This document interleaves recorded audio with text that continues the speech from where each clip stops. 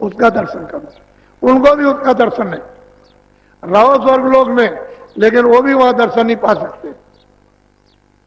तो बताइए आप कि स्वर्गलोक में उसका दर्शन नहीं होता, सूक्ष्म लोक का उसमें दर्शन नहीं होता, तो फिर बताओ यहां मनुष्य शरीर मृतलोक सबसे महत्वपूर्ण।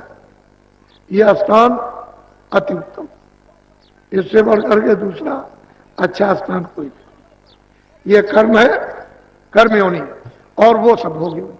जो यहां कमाओ वो स्वर्ग में या आप तवे ब्रह्मांड में जाकर भोग लीजिए, और वहां पुण्य क्षीण हो जाए, फिर आ जाए।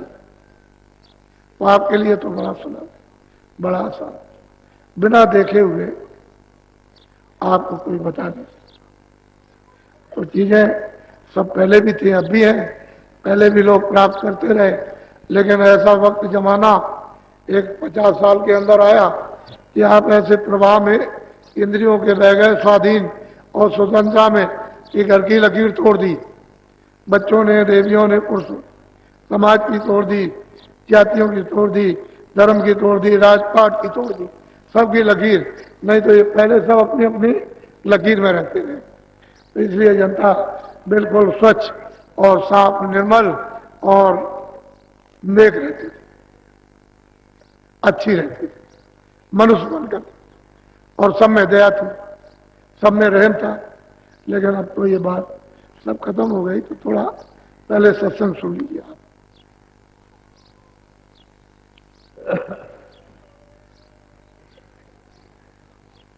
साते गुरु खोजोरी प्यारी, जगत में दुर्लभ रतन यही। कहते हैं कि नर नारी, बच्चे बच्चियों बहुत प्यार से महापुरुष समझाते हैं कि तुम सदगुरु को खोजो। ये मानव तन रतन है और किसी काम का नहीं। वैसे तो मानव तन मिट्टी है, लेकिन अगर सदगुरु चेतन मिल जाए, चेतन से जुड़ा हुआ, जिसने चेतन को प्राप्त किया, तो ये नर्तन रतन है। इसकी कीमत कुछ ऐसा अमूलक है। तो कहते हैं कि भाई तुम मतलब है सदगुरु की खोज, और क्या करो?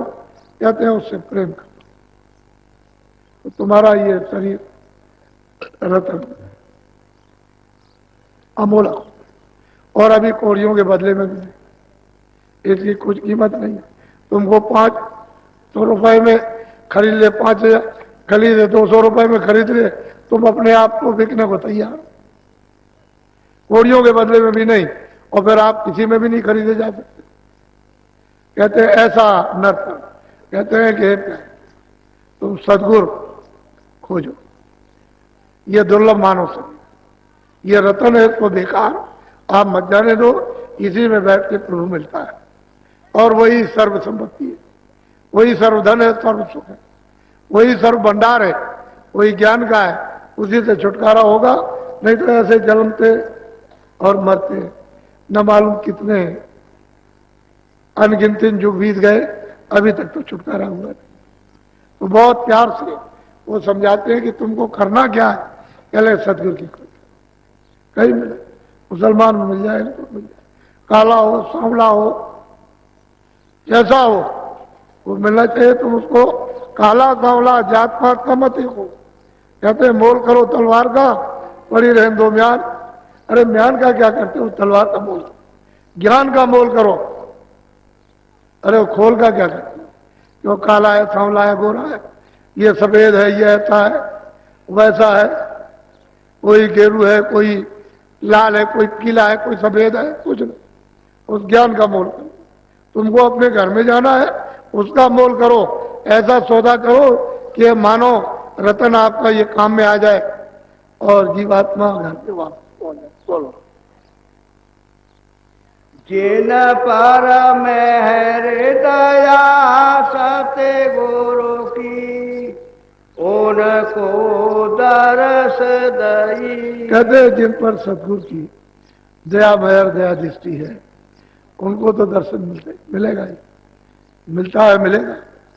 और जिनके ऊपर संत सतगुरु पूरे की दया नहीं है, वो कुछ नहीं पा सकते। वो ये रतन शरीर हाथ से चला जाएगा। आखिर किनारे पर आ गए हो किसी का 2 बरस, किसी का 10 बरस, किसी का 5 बरस, किसी का 20 बरस। जिस दिन से तुम माँ के गर्भ से बाहर निकले हो उसी दिन से आयु घटने लगी। जैसे ही सूरत माँ के पेट में 5 महीने जब पिंड बन गया और छोड़ी, उसमें बैठा दी, बस आयु घटना शुरू हो गया। उसी दिन से गर्भ से ही आयु घटने लगी। एक एक दिन मतलब 9 महीने तो यूं ही चले गए आपके, और फिर बाहर आए हो तो आप समझ रहे हो बच्चा बड़ा हो रहा, और हम समझते समझाते हैं घट रहा। इसमें से आयु कम हो रही। इसी में से 2 बरस, 4 बरस, 5 बरस